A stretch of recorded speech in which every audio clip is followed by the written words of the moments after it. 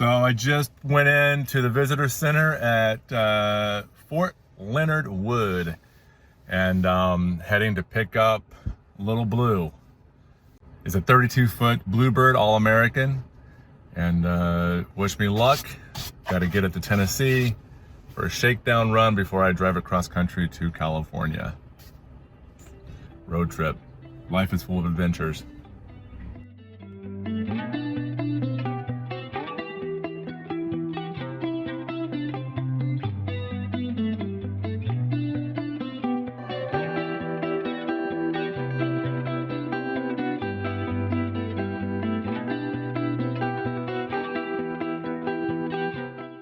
Well, here she is. The bus looks great in person. For a 2008, it's actually really clean. I removed the old batteries and installed the new Interstate Batteries, and well, she started right up. Purrs like a mountain lion. The bus is a 32-foot 2008 Bluebird All-American, front engine 7.2-liter C7 CAT Diesel with an Allison transmission, built like a tank. This transport bus was an Air Force trainer with only 38,000 miles. Go Air Force! I know I'm Navy, but I can give the Air Force props too. They are the only branch that serves prime steak dinners. Let's get back to specs on this bus. It's a 32-passenger with bucket seats and a rocking stereo if you like highs and, well, no lows. Going to have to work on getting some better sound quality eventually. The bonus, though, it has an intercom. Maybe instead of an RV, it can be a tour bus. That's a bad idea. Let's keep to the Road Warrior RV project. So I let the engine high idle while I walk around checking the tire pressure and air tanks, lights, and eventually all the fluids once the engine was up to proper temperature. But then, and I say only then, Murphy's Law kicked in. What can go wrong will go wrong. Warning. Warning.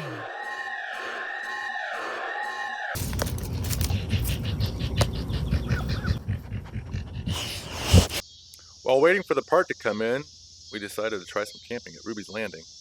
This was right after the July 4th holiday, and, well, we were the only ones there. Supposedly this is a hot spot in the summer, lazy river tubing and beer drinking in the Ozarks. Sounds like fun to me. I have to come back one day and check it out. Maybe bring lil'Blu. Who's up for a road trip? Great location except for the mosquitoes. Sorry, Patrick. So we only stayed one night and a second night in the hotel as we waited for the parts to arrive. Come to find out, actually, the owner of the campground was bidding on the same bus. He already had 3, so I didn't feel too bad taking this one from him. After 2 days, the part finally came in from Action Automotive. Come to find out, they ordered a part from Central States parts supplier. Definitely kept their number just in case I need to order more parts. Ordering directly will save me some money. I'm excited to get back to work and install the new overflow tank. I hope it fits and fixes the problem. Can't wait to get back to good old Tennessee.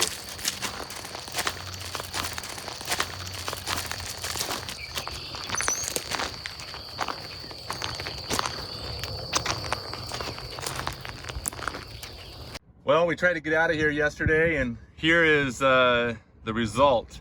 There's the old overflow tank, and it had a pinhole right in the front. You can barely see it. That cost me $450 for a new one from Bluebird. So let's install it and see what happens. So the overflow tank actually goes on these 2 brackets, and this gets removed from the front side of the bus, not the back side of the engine compartment. So we're actually took out the old one from the inside. We pulled it this way, and now we're going to put this one back in that way. Doesn't belong to go that way, but with a little bit of persuasion, it actually goes in okay. So here we go.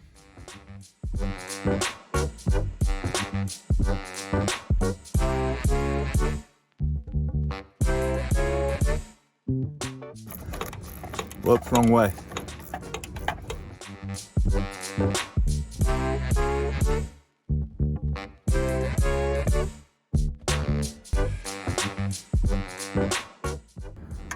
Whoops, I was going the right way.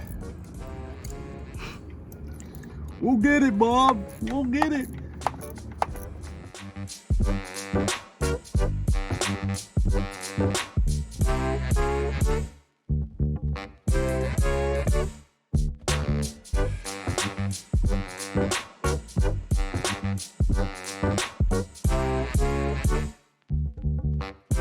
We're just waiting on a hose clamp.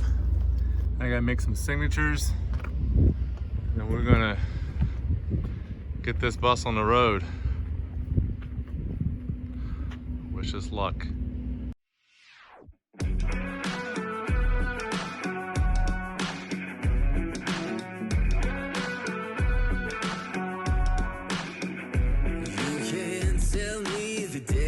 Stacked.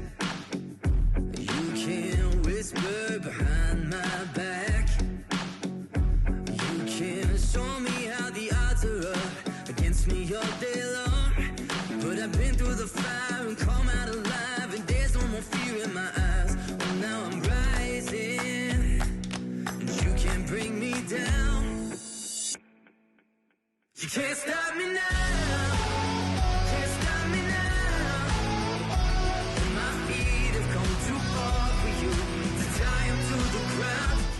Okay, well, it's been a rodeo, but I'm in the bus. Bus is on running, and I have diesel in it, so we have a full tank. Should be around 60 gallons. If it has a bigger tank than that, I would love that, but I'll take 60. We'll see what happens here. We're gonna leave St. Robert, Missouri, and that's where the Army base is, and we're on the road. So we're gonna go up to St. Louis and down into Kentucky and in Tennessee. So wish us luck. Here we go. Now it's my turn, lighting the fuse, let it burn. My time is rising, but you can't bring me down, can't stop me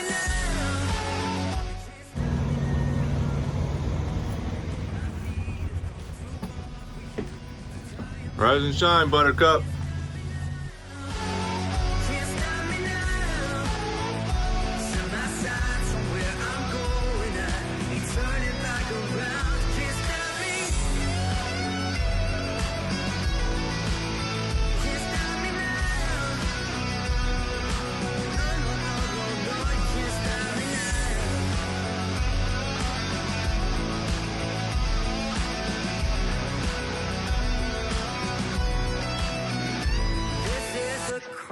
Before the storm, you know what's coming, so be warned.